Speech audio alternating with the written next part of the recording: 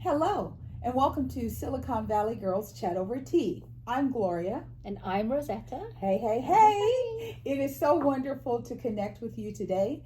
We are so grateful that you're coming to hang out with us. We hope we're going to share some great information with you. And as always, we like to set the tone.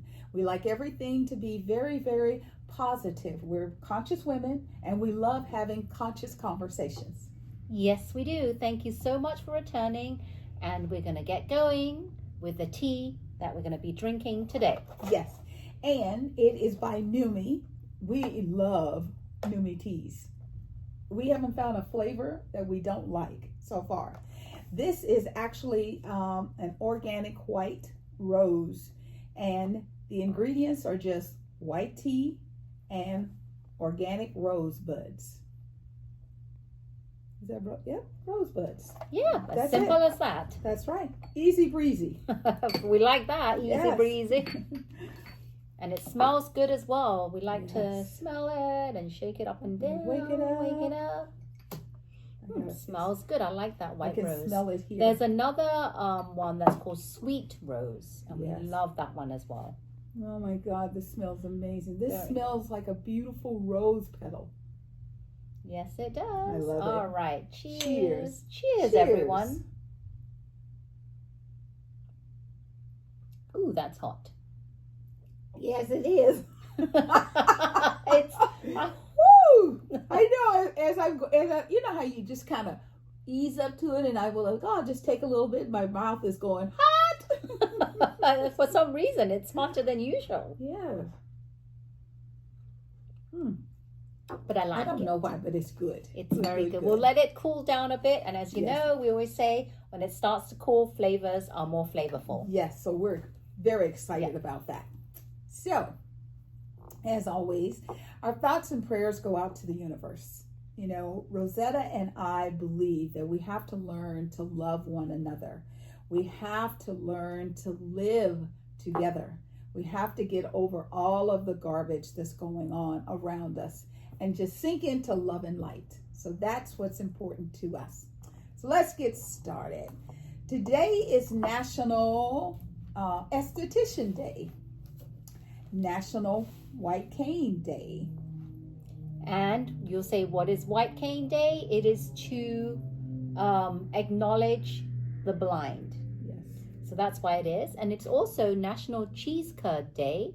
And I don't know what that is because I've never had cheese curd. Have you? Well, when I first heard of it, what came to mind was like cottage cheese. Oh, where you okay. Take, you know, because that's like cheese curd. Oh, okay. Well, I've had that. Yeah, so that's what I was thinking, but we're not 100%. So why don't you look it up and comment and let us know. And also it is National I Love Lucy Day. Yes, yes, that is so beautiful. National Pregnancy and Infant Loss Remembrance Day. Wow, this is really good because what she's saying, and I've got a lot, are none of the ones I've got. Okay, what do you have? Are you done? Oh, I have National Shawarma Day. Do you know what that is? Well, if you don't, I'm going to tell you real quick. Shawarma is a Middle Eastern dish, and it is consisting of meat cut into thin slices, stacked in an inverted cone, and it's roasted and on a slow turning vertical spit. So have you seen that they're like this, and there's meat on it, and they shave it off? Right. When you get, what are they called? Gyros? Gyros? Yes. So they do that, and I love them. Amazing. I do too. Okay, now what do you have? Okay, so I have National Hagfish Day and National Hagfish Day is always the third Wednesday in October. National Fossil Day, and it's always the second Wednesday of a full week in October. So say the first week is like, you know, like Thursday, Friday, Saturday. Well, like what we just went through where Monday was like the 29th or the 30th. Yes. And then, so that was not the full week. So then you would go to the next week would be full, and the one after that would be full. So it's the second full week. It is also local support your Chamber of Commerce which is also the third Wednesday in October. Oh, very good. Yes. So it's a lot of national days, Yes. and hope you're celebrating. And the birthdays. Yes. Now we have the birthdays. First, we have Penny Marshall. You might know her as Laverne in Laverne and Shirley. I was not raised in the U.S., so I don't really know too much. Oh, there was a show called Happy Days, and there was a spring off from Happy Days where the Fonz started dating Laverne. So that's how that show became about. It was a spinoff.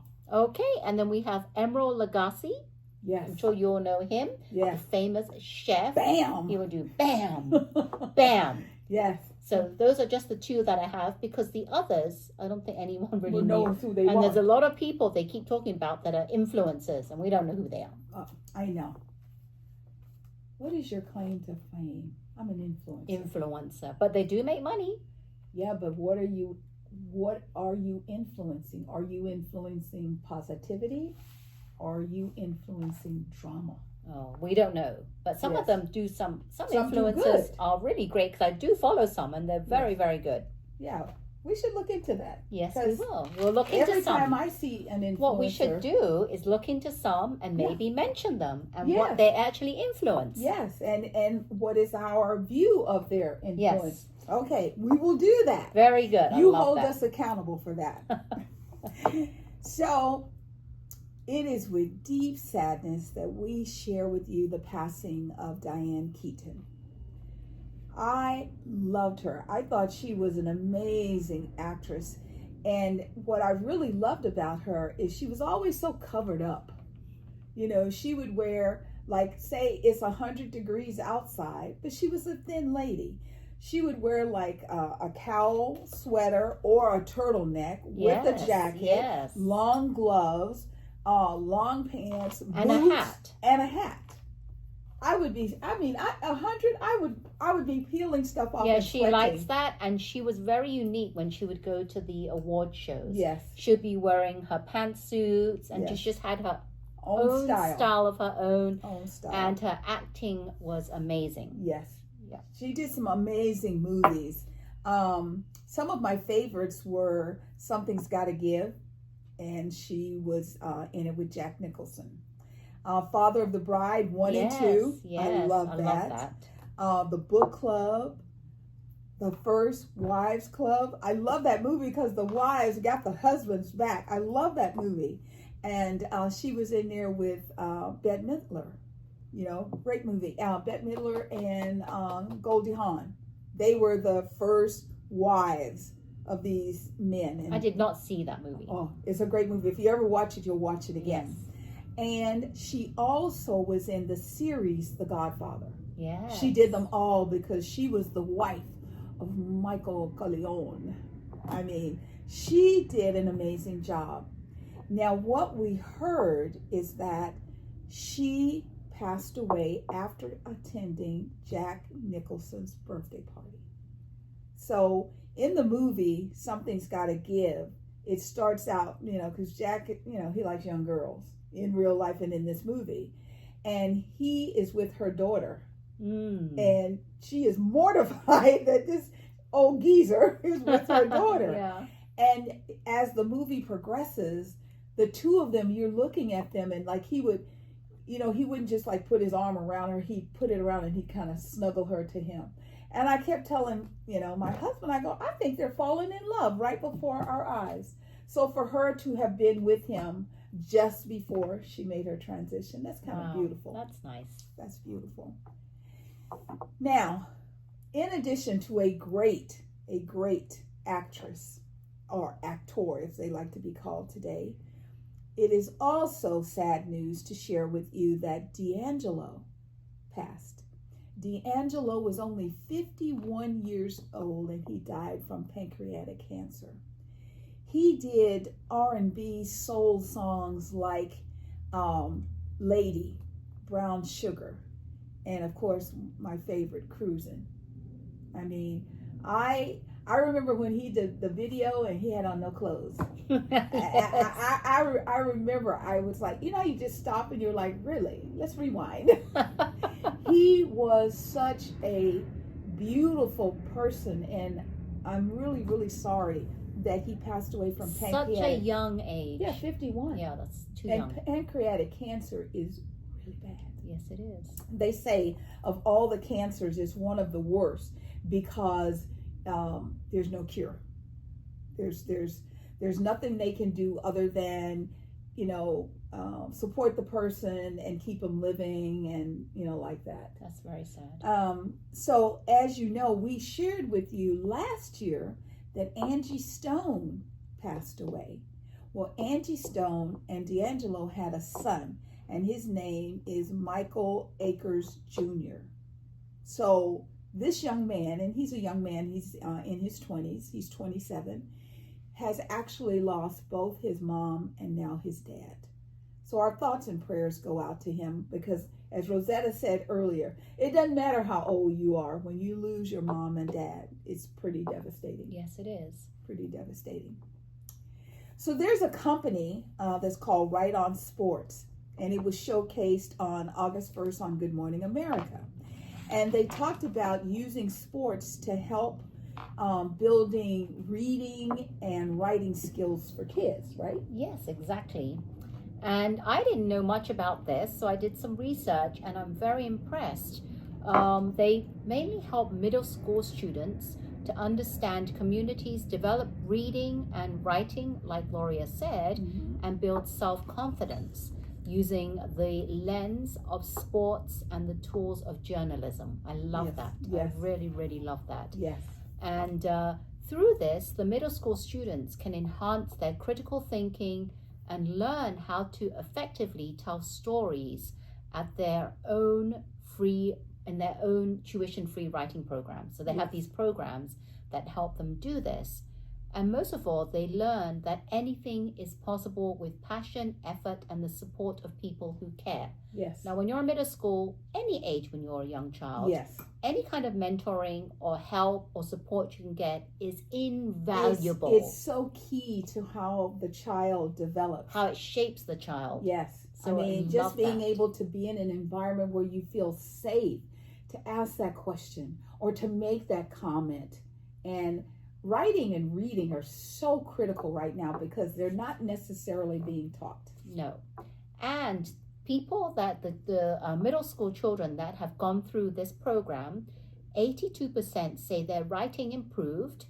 87 of the students gave the highest quality rating of this sports summer camp. And 66% of students believe the program has influenced their college and career path. 78% of students would be willing to return to this camp beyond their eligibility. Yes. 93% of parents would recommend this program to other parents. Yes. And I had never heard of this. Yes. Had my child, if I had known this when my Right. child was younger, I would have maybe done some research into this. Yeah. Anything that can help improve a young child's life is well worth spreading and recommending to other Absolutely. parents and children. Yeah. So for all of you parents watching and have middle-aged students or going to be in middle age, think about this. We'll put the link in the bottom. It's called Right On Sports, and we'll see if they have programs. Yes. And don't be thrown off by sports, because when I first, when they were talking about it on Good Morning America, I was like, well, all girls don't like sports. But Exactly. then they talked about how they are branching out and to bring them in, because one of the things that sport teaches you is sort of critical thinking. You have to kind of get out of the box because it's no longer me, it's we. It's the team effort. Exactly. And so I was very impressed too. Yes, so we love that. And we always talk about how can we raise our children to become conscious Yes. citizens when they grow older. Yes, absolutely. So, as you can tell, I have nails, and I get my nails done on the regular because I like pretty nails. And I was very surprised when I found out that the EU has banned TPO. It's an ingredient in gel nail polish due to the ingredients. Yes. So initially I was like, what am I going to do? I have to get my nails done, but most of the time I don't use gel polish. But the girl that does my nails, she has it's a UV drying mechanism. So she paints your nails and then you put your nails inside of this device to quick dry your nails. So then I'm like, that can cause cancer. Yes, it can. I've heard of that. And the reason why they use TPO, and I'm not going to say what it stands for because it's a very long name I cannot pronounce. It's too long. I say TPO. I mean, you can look it up. Yes, and why do they use this is because it enables a product to cure transforming from liquid to solid when exposed to the appropriate light spectrum. Right. And the light spectrum is that the UV device. light. Yes. Yes.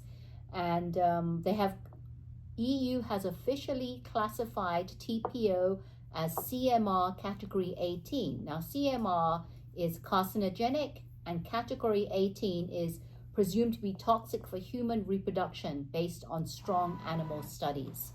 So that is talked about a lot in the EU about ingredients and things like that. And they said as of 1st of September 2025, it's banned in all cosmetic products across EU, including nail polish and gels, different gels. Yeah, because nail polish have been around for a long time. And I just, I do my hands. That's bad enough. But then when I saw people getting gel pedicures and they're putting their feet in that device.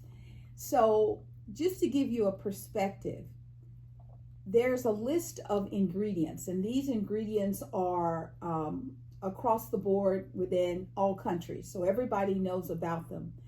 The EU has banned 1,700 plus ingredients, while the United States, the US, has only banned 11. Just think about that ratio, 11 to 1,700. That's a big span.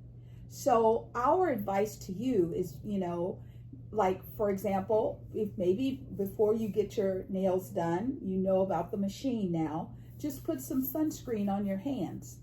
And that way it will prevent the light from penetrating your skin. Right. So there are workarounds that you can do, because I always try and do the healthiest options that I can find. Well, I cannot have ugly fingers. I can't have ugly nails. My sister's always laughing at me and she's like, just cut them things off. And I go, I love my nails. So we're telling you, because we said we would always be honest. So we didn't run out and go, I'm never getting my nails done again. We wanted to find out what things there were that we could do. And so that's one of the things that we found. Okay. The other thing I wanted to quickly share with you, just so it'll give you a perspective of EU versus US. Sorry about that. My watch is ringing. Go away. Go away. Go away. Thank you very much. So, the main difference in EU standards are generally more prescriptive, centralized, and based on the principle of precautions, while US standards are often more prescriptive, fragmented hospital and state levels in favor of market-driven approach. Yeah, and the US also, they actually favor a more risk-based system where they allow ingredients until something is harmful that is proven. And then they'll do something. Right. And we're trying to see if, that's we can get ahead of that. Yes. So, for example, EU data privacy laws are comprehensive and strict, while the US approaches a more sector-specific. They, like Rosetta just said, let's let them do it until something bad happens, and then we'll stop it. Crops up, yes. And the US, in regard to the FDA, because we always talk about ingredients in our foods, they're more hands-off approach. Yes. To testing and inspecting and allowing new food ingredients unless proven harmful. And yes, this includes ingredients like GMOs, growth hormones, chemical preservatives, and certain additives being allowed in the US but banned in Europe. Yeah. They EU food regulations require stricter labeling too, which is what I love, particularly for GMOs, and they have a zero tolerance policy for unauthorized genetically modified organisms. Whereas organisms. Whereas in the US, regulations allow for trace amounts to be present and are less transparent about the origins and GMOs. Yes, and there are 8 ingredients listed that are banned in Europe but not in the US. Right. Number 1, RBGH, which is a growth hormone. Number 2 is racopanmine, increases lean muscle in animal stock. Then we have number 3, potassium bromate, makes baked goods whiter and increases volume. Number 4 is brominate vegetable oil, used to keep flavors separate in beverages. Number 5, olestra, a fat substitute. Mm-hmm. Number 6, coloring agents, red 40, yellow 6, yellow 5, and blue 1. Number 7 is azodicarbonamide, which is used to bleach flour. Yes. And number 8, BHA and BHT, which are preservatives. So those are the ones that are completely banned, but we're still using in the US. And for me, why do you have to bleach flour? It's going in food, in ingredients, and you never see it. And a lot of times, well, I want to say all the time, when they bleach it, it takes out all the nutrients from the flour. So when you see products that say bleached, better to buy stuff that says unbleached, because you can buy unbleached white flour. Yes, you can. Yeah. So just try and, take the healthy approach. If you have any questions, we have a certified health coach. Comment below and let us share what we find out. But, when you read something like bleached white flour, that should make your brain go, why? And if you go, why? Just don't buy it. And another tip, if you see enriched or fortified, like they'll say enriched wheat flour, fortified wheat flour. Right. Enriched means they took out all the nutrients and they decided, we took out too much, so we're going to put back a few. Yeah. Fortified means there was no nutrients, so they actually added it afterwards to fortify it, to pretend that there's nutrients in there. It's just ridiculous. Yeah. Exactly. But there you have it. We just want, as we find out things that we're using with our families, we want to share them with you so that you will know what's going on. Last Friday was National Mental Health Day, and there was a gala on Thursday evening in Manhattan, and Prince Harry and Duchess Meghan, or his wife Meghan. I still want to say Duchess. I know. That's why I said Duchess, his wife. They attended. The way that I found out about this is Carson from the Today Show. He talks a lot about mental health and how his own personal mental health issues, how they've showed up in his life, right, in all aspects, his job, his family, etc. And the CEO of Peloton, they were together and they announced a new effort called Project Healthy Minds. And it's beautiful to see that instead of someone doing something from a negative perspective, they are actually trying to help our children, because the old joke used to be a young person's mind is a terrible thing to waste. My teachers were all about keeping us busy. Yes. If we had homework in the room and you got done with the homework, they would give you something else to do. You couldn't just sit there and chat or have fun. I believe that, because that's just like when kids go on summer break. Yes. The vacations and stuff, yes, and they don't keep their minds when they up come to date. Back, they come back and they haven't been doing that, keeping up with their, minds and schoolwork and reading and writing. That it's their minds have been wasted. Yeah. And because they almost have to start over, and a lot of aspects they do because they have to re-rev their mind up to be in Oh, that's right. I have to think about homework. I have to think about. So I'm just impressed that Prince Harry, he's always done things to support mental health. And I'm just very grateful to see that he's continuing to do that work. Yes, me too. I love that. So tomorrow is the annual Great Shakeout Day. And it's been celebrated for a few years. And it's always October 16th. And it's at 10:16 a.m. And what they normally do is California-wide, they do they give everyone the opportunity to check their earthquake preparedness. And it's always been duck, cover, and hold. And Rosetta and I were just talking about, you used to be able to get in the door frames. Yes. And now they're saying don't do that. They used to say get under a table. And now don't do that because the table could fall and collapse on top of you. Right. So now we're like, what do we do? Do we run out of Well, they've been saying now run out into the open streets. Where there's no trees, nothing can fall on you. So, but you're saying elsewhere. Yeah. Something else could happen. So I have been in an earthquake where I saw the cement kind of crack and shift. So if the ground beneath you is cracking and shifting, it's like, what do we do? And we normally have earthquakes where there's a hit and then a rumble. Now they're saying that earthquakes are going to possibly change.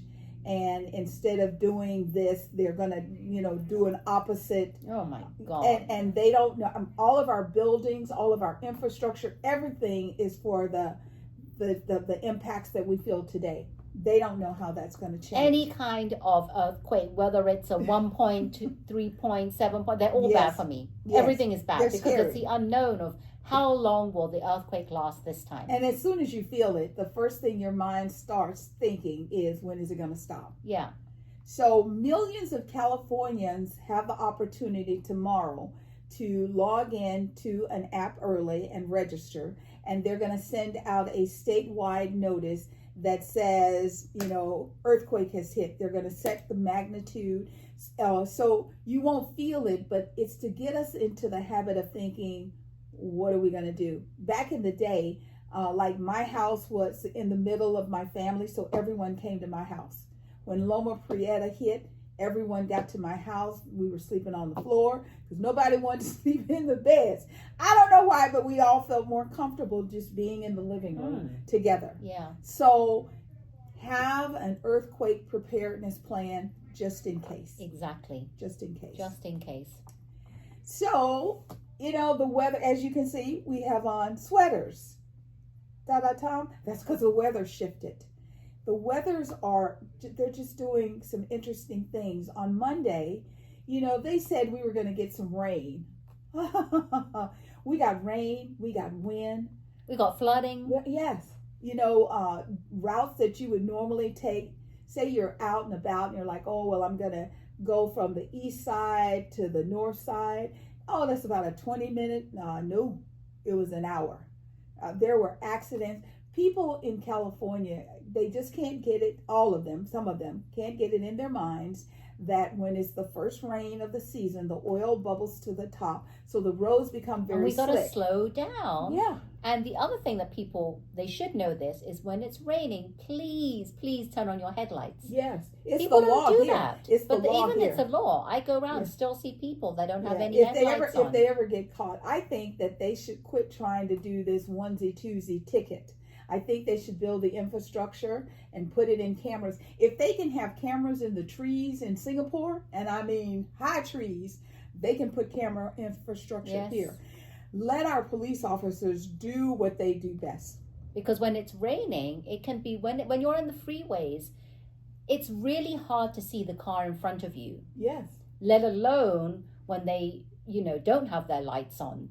So in the daylight, so it's really hard. So could you imagine them not having their headlights on? We can't even see them coming towards us. Exactly. Because especially when it's raining, it's all murky and it's coming down really hard. Yes. And we have people who don't think about the consequences of their actions, so they'll just cut across lanes. They think that their car is invincible. It has cameras all around it. I can do whatever I want to do. Not necessarily. So we have all of that, and our temperatures right now are in the upper 60s, and we have southwest winds between 15 to 25 miles per hour. It's cloudy. They keep saying the sun is coming, and it hasn't gotten here yet. And then the East Coast, there was a nor'eastern aftermath, and they also had flooding, and they had evacuations are underway in the West as communities are preparing for flooding following that nor'eastern that slammed the East Coast. Yeah, because LA also had thunderstorms yesterday. And they're talking about thunderstorms. And the saving grace for us is it was a lot of rain. Hopefully it saturated a lot of areas, so that will lower our fire danger, which is something really, really important for us around this time. So we are having, 60s here, whereas in Kansas, they're in the 80s, and it's already October, middle of October now. Yeah, it's like we're going from summer, forget fall, straight into winter weather. Yeah. And then they're getting our kind of all the time sunny weather. So lots of crazy things are going on. So nothing is average anymore. No, not anymore. We also want to remind you that this is National Breast Care Awareness Month, October. My girl's sporting her pink. I did it last week. She's doing it today. Here. Can you see? Can you see her pink? Right there, pink. So we want you all to you got pink nails. Yes, I have pink nails. We want you all to make sure you take care of yourself, get your annual checkups, and just be conscious and prepared because, we have to take care of each other. Exactly. We really do. Exactly. So, as you know, every week we talk about what's going on around where we are. So, it is time for events around the Bay. Yes, it is. I'm so excited. Let's get going. First, we have San Francisco's 50th annual Potrero Hill R&B Festival 2025. Ooh, nice. Saturday, October 18th, 10 a.m. on 20th Street between Wisconsin and Missouri Streets. Come jam out to R&B music on 20th Street as we stretch out over the blocks with live music, food, family, and fun. All the details are below, so you don't have to remember with the links. Next, we have the 53rd annual Half Moon Bay Art and Pumpkin Festival. Oh, that's a big one, That's and if big. you're going, be careful because there's a lot of traffic. Go early if you can. Yes, go early. Because part of the path through the mountains is there. As soon as you get to the flat ground, there's pumpkins and there are kids running from side because they split the event in half. So be very, very careful. And then you go all the way into town, and it's on the left-hand side. All of the vendors, and it's a great time, but event, lots of cars. And it's both days. It is downtown Half Moon Bay, and they have art and pumpkins, and they're also drawing herds of visitors for the World Pumpkin Capital. Yes. I heard that they already did the weigh-off. I haven't heard who won, it was I can't remember because I didn't really memorize the name. Right. But their pumpkin weighed over 2,000 pounds, some ridiculous amount of pounds. It was crazy, crazy. Yeah, so if you want to go, admission is free, but the details are below in the link. Next, we have the 30th annual Campbell Oktoberfest with the lively Bavarian village, and you can raise your stein in the Biersch Garden, where you'll find top-tier German beers, authentic eats, and live music. I love Bavarian pretzels. That's my weakness. Soft pretzels are my weakness. Next, we have Oakland's 2025 Autumn Lights Festival, and it is October the 16th to the 18th, the gardens at Lake Merritt. Prepare to be dazzled, mesmerized, and amazed at this magical benefit for the non-profit Friends of the Garden at Lake Merritt, where you'll experience 90 locally